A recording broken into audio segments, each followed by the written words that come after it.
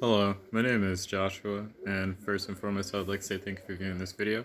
The topic of this video is going to be on why I work to be an artist and not necessarily a creative entrepreneur. And so, um, yeah, let's just go ahead and get into the discussion here. And in this discussion, is probably going to be a lot more personal than other discussions I've had in the past on this channel because I mostly center around the scientific and philosophical domain. And I don't skirt too much into my personal life, but I want to talk about this, to be honest, just because I've listened to videos of different professional artists and YouTube bloggers talk about the distinction between these two ways of being, you can say. And I would say that um, the story artists are always amazing storytellers, and they're much more honest than the average person. 100%. Artists can be assholes, but the reason why artists can be assholes is because artists are honest. Even in deception, they're honest.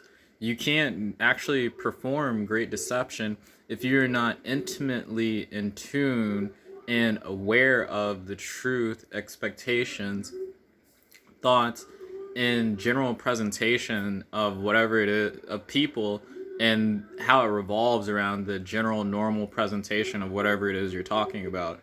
So, for instance, if you're talking about cats, you have to know everything that people love about cats, and you have to know generally everything people do not like about cats, and tie it to some particular or special situation that you or your friend has had with a cat that was unusual. And through that, well, shit. Why am I giving it out to?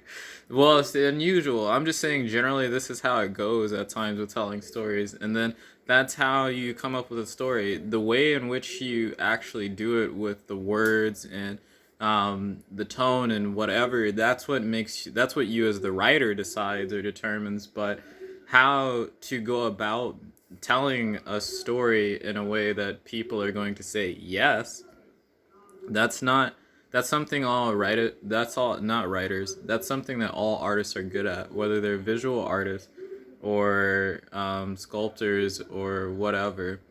You can think about it like capturing the essence of something. Okay, so, and I said I was going to get more personal, so whatever. So putting those things aside, sorry, so no, sorry. All right, so what do I want to say? What I want to say is that I why so I'll start with why I tried to be an artist, because that's what I started with. So whenever I was very young, around the ages of 6 years old, I was adopted by, well, prior to this point, I was adopted by my mother's mother, my grandmother. And my mother had me when she was very young. She could not take care of me. I believe she got pregnant with me when she was 17 years old. Had me around the time she was 18. She had already had my older sister, who my grandmother had, her mother had custody over, and I was also turned over to my grandmother in custody. So I never really had a intimate relationship with my mother, to say the least. Now, that was confusing enough growing up because my mother also had another family on the other side of town that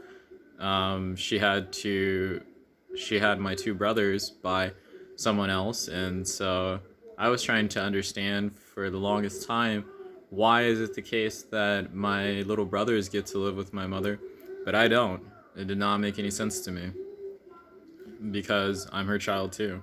And that's the kind of, if you think I'm logical now, what's happened is I've always been an if then person, but as I've gained more experience and been exposed to more things and had more confusion and complexity like emerge over my lifetime, I've become a better reasoner. But I was always looking for the reason for things from a very early age. And so, but that's something I could not find the reason for. It's like, for why? I did not know. And it was very perplexing to me. But because I had like a relatively stable and I would say upper middle class home life, it was okay. Because I had my grandmother and my grandfather.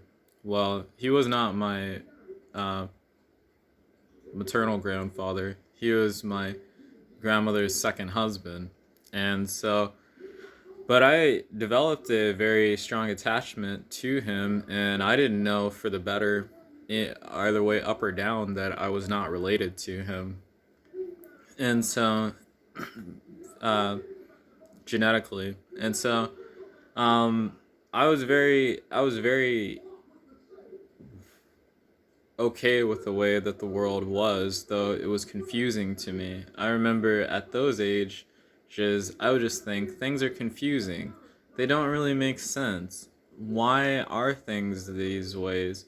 What's going on? What does this mean? And whatever. It's just a bunch of wondering, with no answers. But I didn't really need answers because I had God. I had God. I had God and I had a family, so I was okay. Then, like, six, it happens. My grandfather, he sleeps with a woman half his age and cheats on my grandmother, and well, that just was the disillusion of their marriage. And so, um, yeah, things changed because I remember the our home environment changing so rapidly. Things that were normal, like food in the fridge, food in the pantry, lights being on, running water, like functioning stove, as in the gas is when you turn the switch to the pilot, the gas lights. All of these things changed because the bank calling the house to speak to my grandmother because she's behind in paying the house note and things like that. I mean, the water people coming to the side of the street, and you know they're coming to turn off the water to our resident.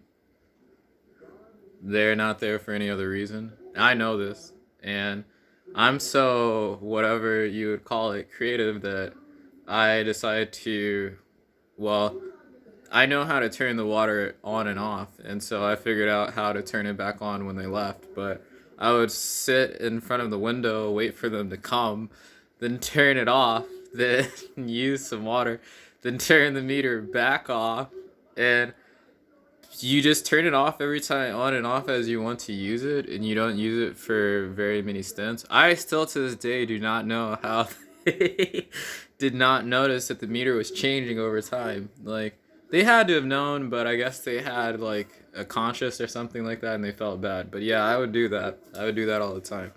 And so that was my life. That was my life, and it was stressful. It was very, very stressful.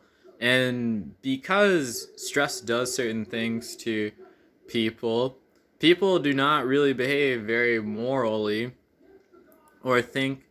It's very rare for when people are very stressed to think in the most long term fashion or manner. That's not usually what happens.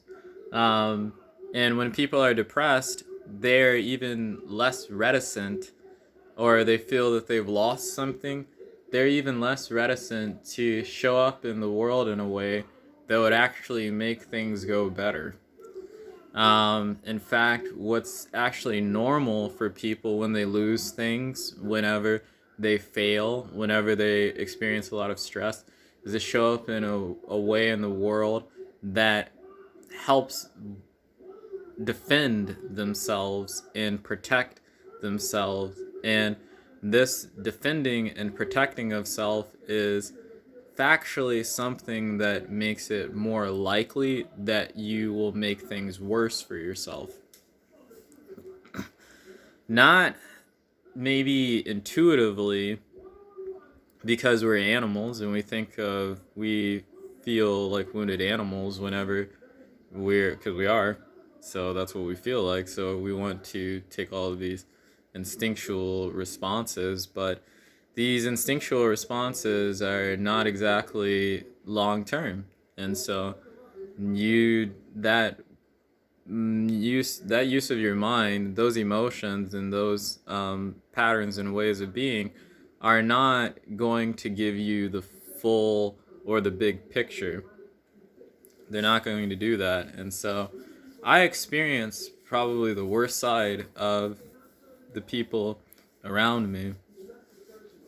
And so I'm not going to say that I maintained being a saint, because I had it in a very different way. I'm introverted, so I definitely recede. I don't, I recede and then I act out. So I don't tell people how I feel. I don't tell people what I want, and I don't tell people my needs are being met. I just keep going as if nothing's going on, and I don't say anything, and then there's a particular circumstance or situation. Oftentimes, this was at school. Something happens, and I have the opportunity to express myself, and there's nothing stopping me, and I just take it because I want to excise these emotions and demons from myself. And so, as you can imagine, that I got into a lot of trouble because um, there are certain things you just do not say or do in public because, no, not appropriate. And so, um, or sometimes, like, I would get into a fight with a kid and another kid, and the level of aggression I was willing to demonstrate or display was not proportional to the incident. Just put it like that. And so it was very clear that Joshua had some behavioral issues, but I really liked drawing. I really liked drawing, and I drew all the time as a kid, especially after the divorce. It was very spontaneous because I think the reason why I started drawing was because I just had a lot of emotions that I knew nothing to do with. I could not make sense of anything. I could not organize myself, and I was very depressed. And drawing became a way where I could animate and project all of these internal symbols and feelings that I was having. It's probably why I understand archetypes very well, because I would draw archetypes. I would draw monsters, but they were more signifiers. I wasn't trying to actually depict reality or the world itself. I was more so trying to depict or represent things that lived within my own mental and emotional space, because it was tough. Sorry. It was tough because I have this little brain that's not very rationally or procedurally developed, experiencing all of these emotions. And I don't really have anybody I can talk to or turn to, because vulnerability is not exactly the like, if someone is going to rate my family for what we're good at, vulnerability would not be it. So that's not the strong suit of people in that collusion. And so it didn't happen. And so um, I turned to creativity at a very early age, very spontaneously as well. I wouldn't say that I was good, but everything that I happen to draw, I put on a page. My teachers are like, my grandmas, the other kids were just like, whoa, what is that? Like, that's interesting. And that's crazy. You're crazy. I got that scary. I had a kid cry over something I drew or something. I had a teacher suggest that I paint, or I draw things less bleak or less dark. My third grade teacher told me I was jaded.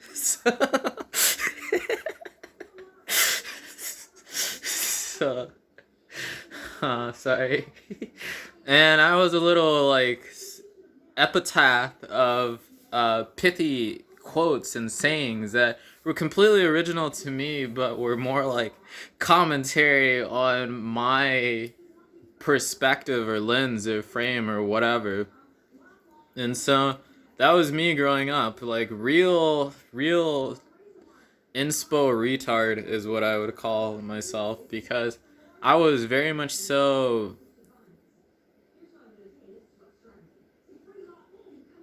for better or for worse, since I was a very young kid, I would do something that meant something, or at least try to do something that meant something. And I definitely looked like an idiot or played a fool on very many occasions. It's why I'm so reasonable, because, or I'm reasonable at times, because reason happens to be that side of myself that reflects on what was going on, or like what I experienced or what I did or what I was trying to do. And from that, I start realizing patterns, and I start thinking about those patterns more, and I start trying to figure out, well, what causes these things to come about, or why do they manifest themselves, or whatever. And so I was doing a lot of that whenever I was a kid. And there was one book I probably read more than any other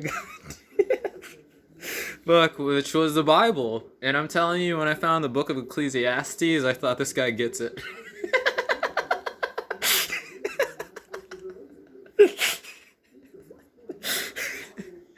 I'm not kidding.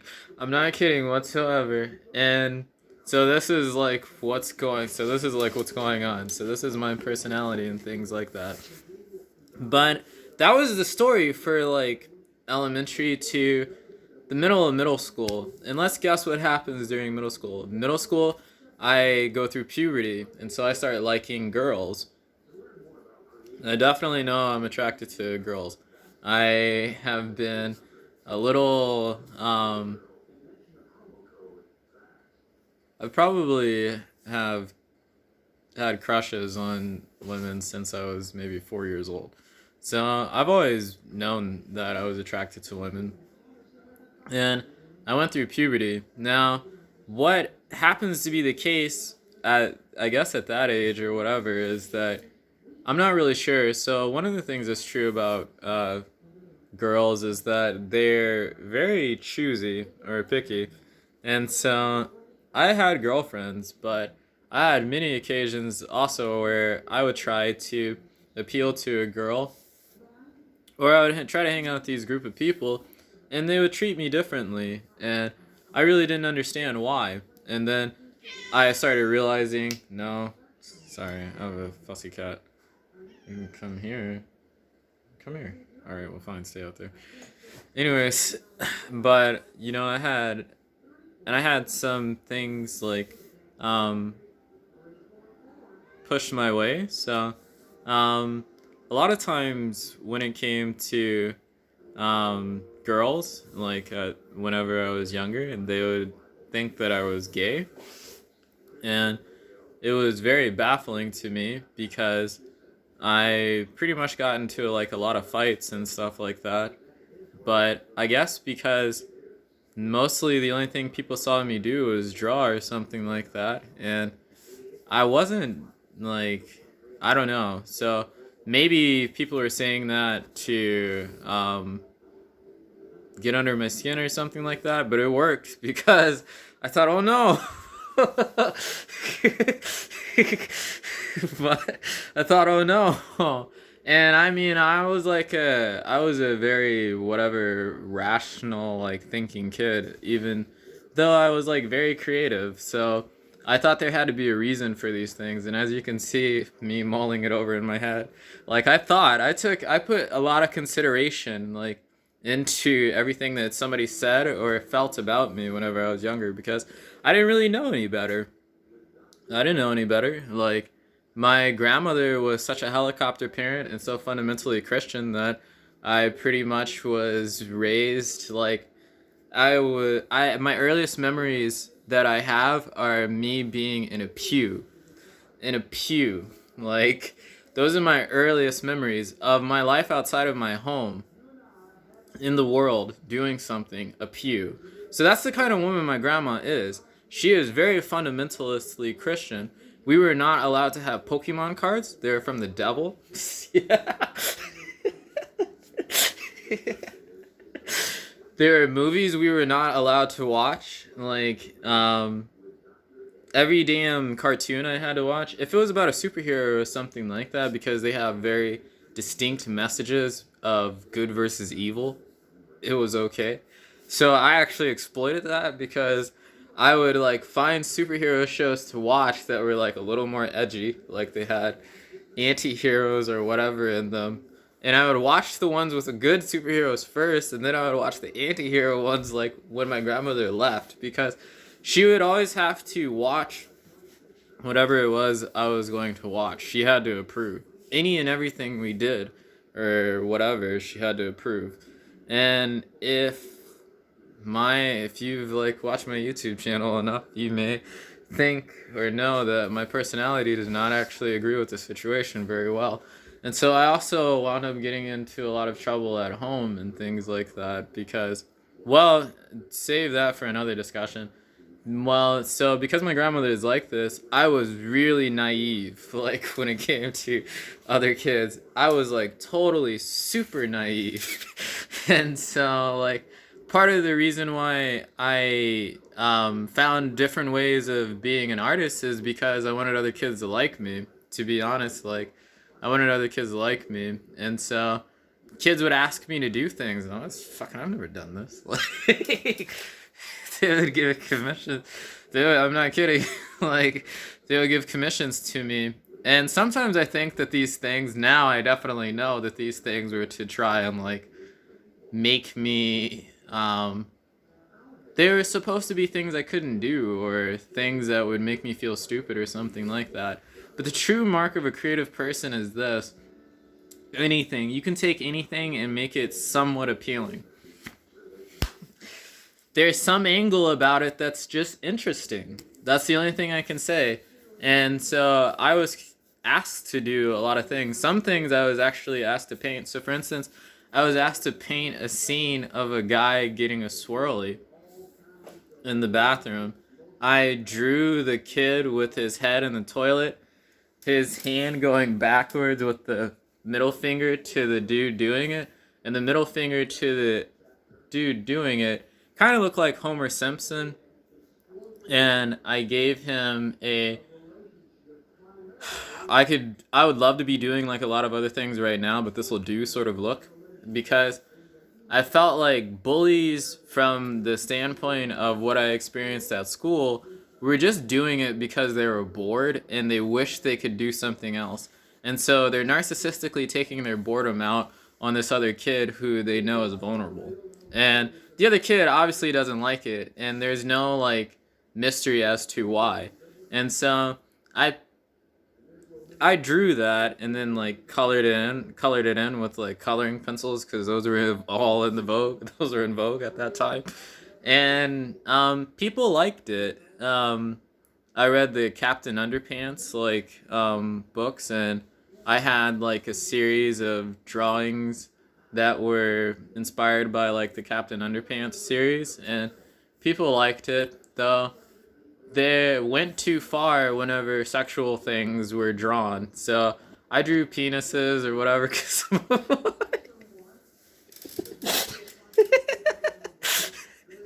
because I'm a boy, or I would draw dark things. And so the sexual things I got written up for. The dark things, my teacher was like, you need counseling.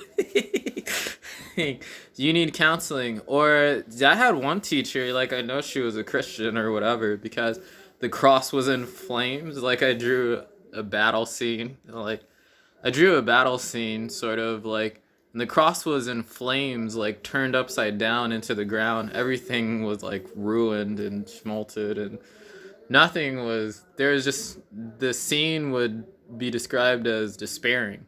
And so I drew that, and my teacher was just like, the fuck is wrong with you? She didn't say that, but I could read it on her face. So she didn't say that, but I could read it on her face, and so I thought, oh man, like I thought, man, there's something wrong with me. I thought on many other occasions there was something wrong with me. Not one person gave me that thought or that idea, but I'm just illustrating pretty much why I'm an artist, because it just sort of spontaneously happens. And whenever I was younger, it was more a way of appealing to people in my peer group. It was more a way of me expressing my emotions or the symbols in my own psychology. Like, I definitely have more insight on what I was doing because of reading Carl Jung, but nonetheless, that's what was going on 100%. Like, that's what was going on 100%. And so this to me is like what makes me an artist. It's also why I think art and religion are not very far apart from one another, because, well, my experience, that's the only thing I'll say.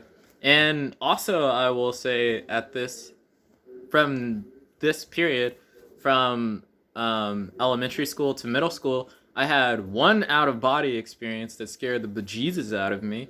I had sleep paralysis. I had, for whatever reason, my grandmother thought it was a good idea for us to read the book of Revelation. Oh, I remember why. Because um, anybody born in the 90s who is like hyper Christian, like my family was or I was, will remember the Left Behind series. And because the Left Behind series came out in like this early in the 70s and like got in vogue in book form like in the 80s, but in the 90s, a television movie series came out. And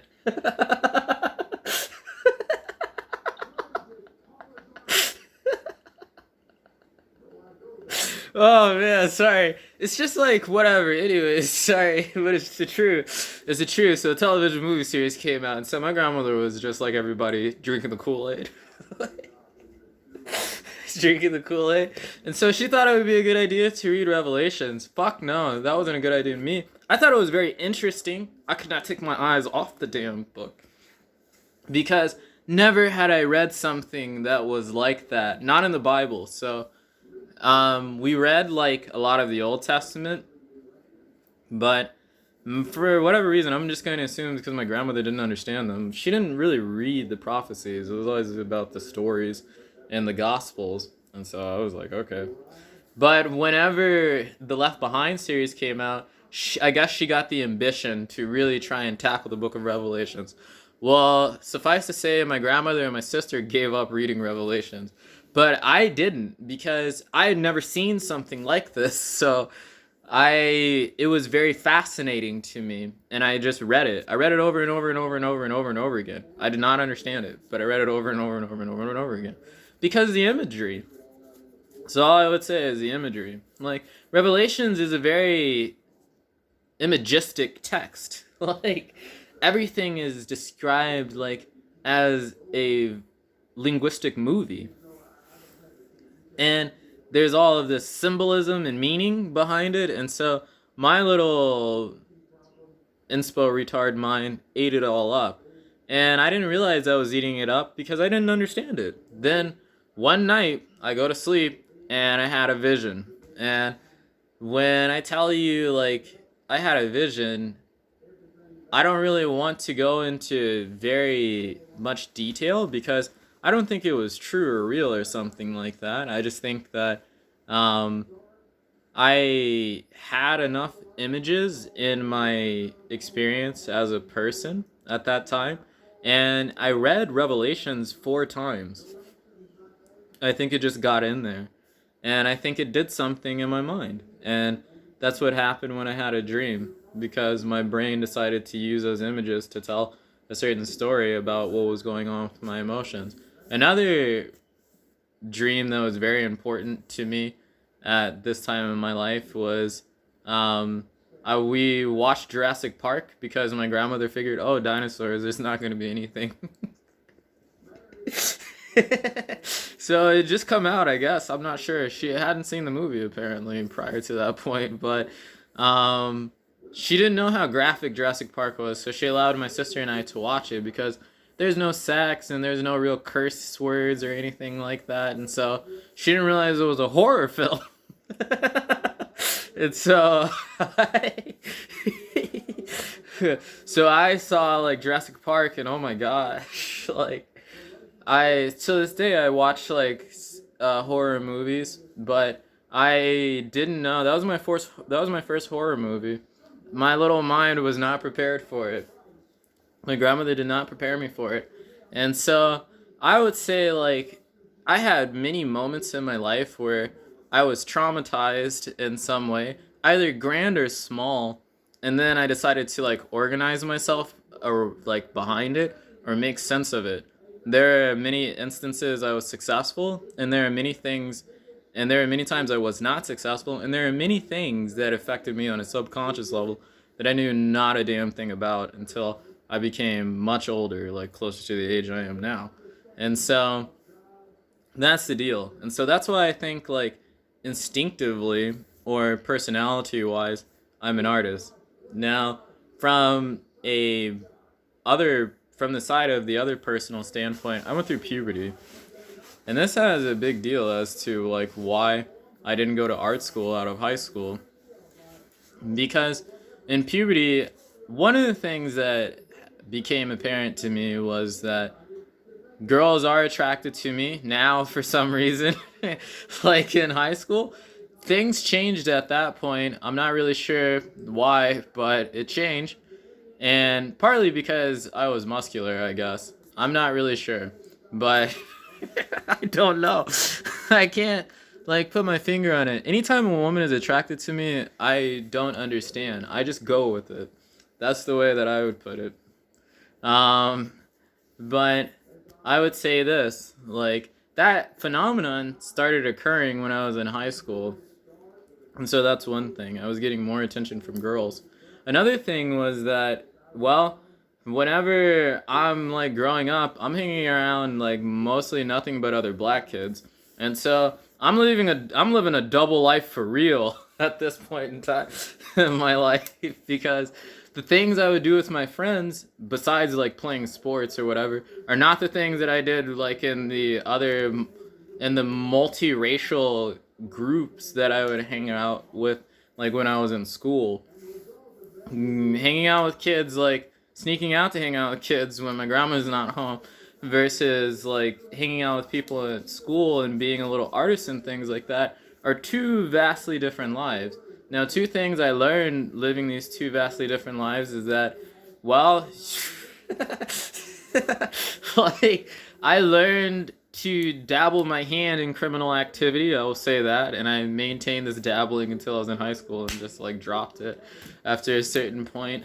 And I also learned to play sports. Like that's how I learned to play sports. Because the only thing we played was fucking football and basketball. like occasionally we played baseball or something like that. But it was mostly fucking football and then secondarily basketball. And so that's all we played. And so that's what I learned to play. And so I had my black friends were now going to the high school I was going to, and I knew like the expectations were for me to like try out for the football team, because I was always playing like cornerback. I was playing cornerback and running back like in our pickup games, and it was very apparent to people that I was fast and like agile and things like that, and so they thought, oh yeah, you should play high school football. So I played high school football. I'm like not very big, and so when you like I'm very muscular and things like that, but I'm not very big. So whenever I was in high school, I was at that time 5'4", 5'5", at about 130 pounds. The linebacker for the varsity football team was about 5'10" at 190 pounds. And so, man, when I tell you, like, I was doing my best Barry Sanders imitation like I possibly could to keep my ass from being blasted very hard, oh, man, I'm not lying, because, no, dude, like, it was brutal. It was very brutal. But it got me some cred because, like, it got me some cred because my name was, like, on the back of the school would print the a football team shirt because it's Texas, okay? So people care about football. And then they would put the members of the football team first and last name and their number on the back. And so girls took notice that my name was on the back of the t-shirt. And so I was like, it's not so bad. And I was great at track. Like, I was fast as shit. And so, like, many hours of doing pickup football games and racing people, quite frankly, at the bus stop. Like, everybody knew that, like, the only people who had chances of beating me were like other black kids, and even they knew that they did not always have a very strong shot. And sorry, I'm laughing, but that's like it's the truth. And so it was working out for like a certain way, but the real problem about this is that I'm being very inauthentic as a person, and the thing I cannot hide is my cognitive ability and being I don't know. I don't know what to call the creative personality, but I'm very good at lying. I'm very good at lying, but I'm not so great at hiding things, if that makes sense. So the you can't spend so much time around people. So I had two problems. Like, if you're really going to be like have a persona, then you cannot like get close to people. It's why you don't really know David Bowie or you don't really know artists, because they project some kind of persona into the world and people graph onto it and they do a bit of escapism and vicarious living through that persona that pleases them. And I was doing the same thing instinctually. However, I did not realize that because I had a very wounded psychology, then I was actually moving towards people to feel some sort of intimacy, love, and acceptance. I was not aware of that whatsoever. But other people were. And so things happen. Now I will rewind the tape back to... so I was also like not very trusting of people prior to this point, because at 9 years old I was sexually assaulted. I was inappropriately touched, and so I didn't tell people because that also happened in a church or at a church, and so it was awkward. I would just put it like that. But I definitely got into more, and that's part of the reason why I got into more trouble growing up, because I was just doing edgy things, like in terms of drawing things, or talking back to the teacher, or telling an inappropriate joke or something like that. After I like experienced sexual assault, and I started hanging out with, and that's probably also too why. And my uncle got murdered, so my uncle came out of prison, and he was living with us, and he was the closest thing to a male role model that I had had since like my grandmother's second husband left, and so I really graphed onto him, and I very much so admired him and tried to imitate him.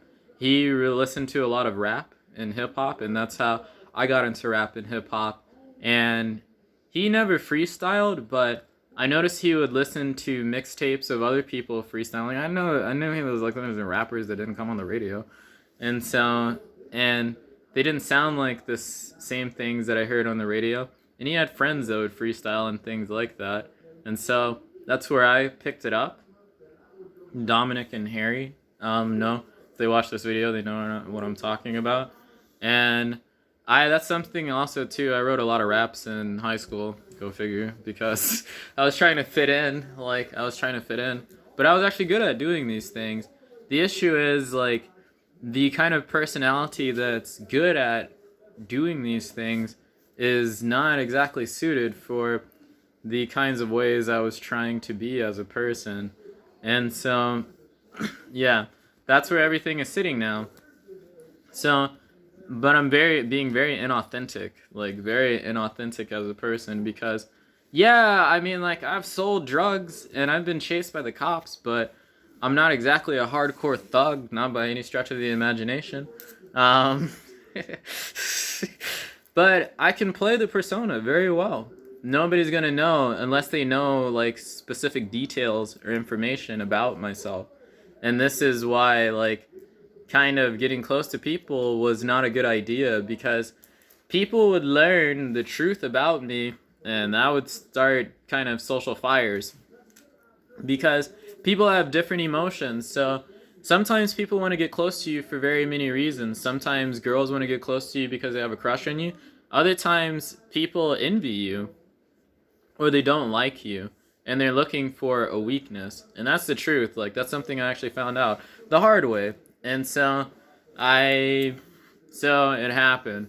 Um and then I didn't exactly make matters better for myself because I was a serious alcoholic. I know that may sound strange for a 14 or 16-year-old person, but I would put it like this, like when you're a professional, not professional, but like when you're aspiring to be a professional athlete, you try to live a lifestyle like professional athletes.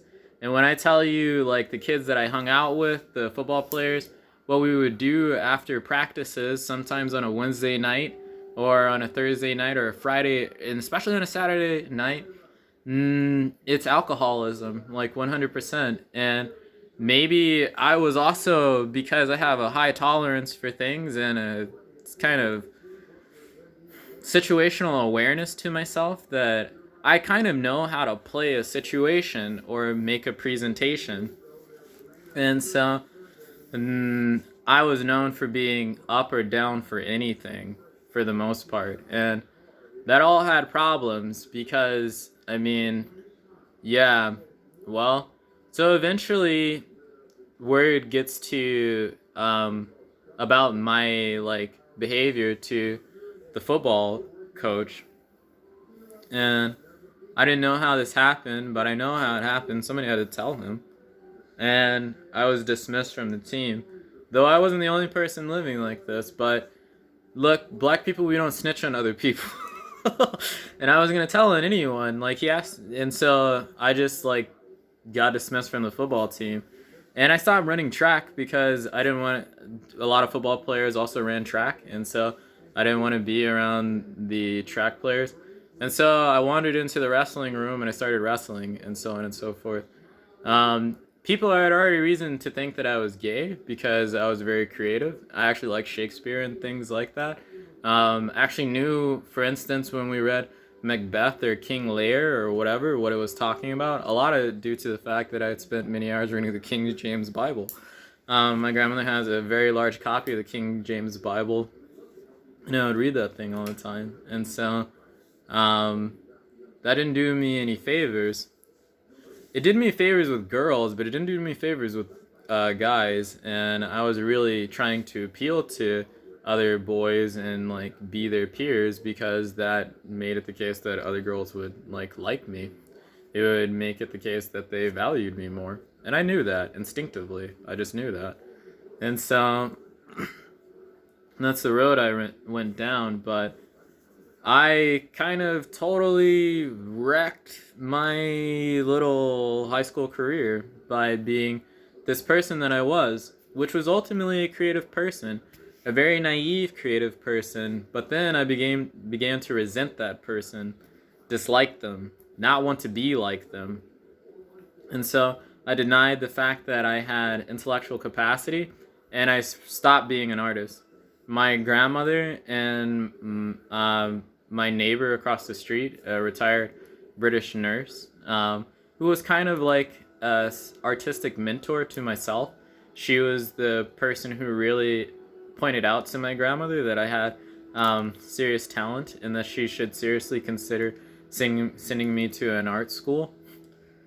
She was into crafts, and she sewed and made necklaces and wrote poetry and um, did a lot of architecture and woodworking and things like that. And so she I guess could see or whatever. But they were trying to send me to the art school, in an art school in Houston, or the art school of Houston. And I didn't want to go. I refused because I hated life and I hated myself. And so that's why I stopped being artistic. Um, but as time went on, like whenever I got older and I got into more trouble not being myself, I returned back to being myself. Things have changed a lot in terms of what it means to be an artist in the 21st century, and if it even makes sense to be an artist in the 21st century, because to be honest, being creative is very difficult, and it's a consumatory landscape. There's a product that you're creating, and you're trying to appeal to culture. I don't know if I can do that, and I don't know if I've ever done that, and I'm not sure if I want to do that. And that's why I, honestly, because I can be a philosopher and a mathematician, I choose to be a philosopher and a mathematician as a profession or a career. But if you talk to Dominic or like Harry or whatever, but I still create things all the time, and I share poems and things like that on this channel. I'm not gonna sing in front